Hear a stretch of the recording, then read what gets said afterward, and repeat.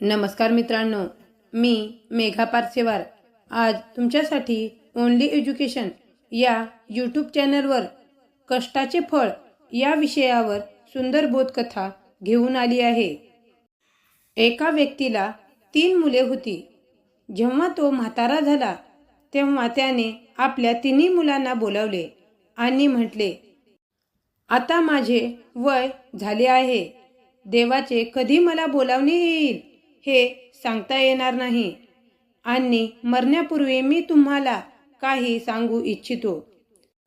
पैसे हे भांडणाचे मूळ कारण आहे, त्यामुळे मी तुमच्या समोरच पैशाची विभागणी करू इच्छितो। माझ्याकडे एक जादुई कुदळ आहे, तिला जितके चालवाल तितके सोने सापडेल, असे तो म्हणतो। एकीकडे ही कुदळ आहे आणि दुसरीकडे सारे पैसे आहेत आणि तिसरीकडे सारे सोने आहे। तुम्ही सांगा की कोण काय घेणार? मोठ्या मुलाने विचार केला की कुदळीला कोणी चोरले तर आपल्याकडे काहीही राहणार नाही, त्यामुळे तो सोने घेतला। दुसऱ्या नंबरच्या मुलाने पण तसाच विचार केला आणि पैसे घेतले आणि लहान मुलाने विचार केला की नेहमी सोने काढणारी कुदळ घ्यायला पाहिजे। अशा प्रकारे वाटणी झाली। मग नंतर वडील रामेश्वरला निघून गेले। मोठ्या मुलाने पैसा पाण्यासारखा खर्च करायला सुरुवात केला आणि काही काळानंतरच तो गरीब झाला आणि दुसऱ्या नंबरच्या मुलाचे पैसे आजारी असल्यामुळे संपू लागले। इकडे लहान मुलाने शेतात जाऊन कुदळ चालवणे सुरू केले, परंतु त्यातून मातीच निघत होती, सोने तर काही निघतच नव्हते।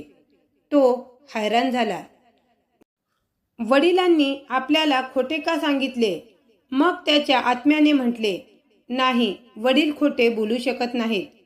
एक दिवस कुदळ सोने अवश्य देईल आणि आपण श्रीमंत होऊ, असा विचार करून तो दररोज शेतात कुदळ चालवायचा।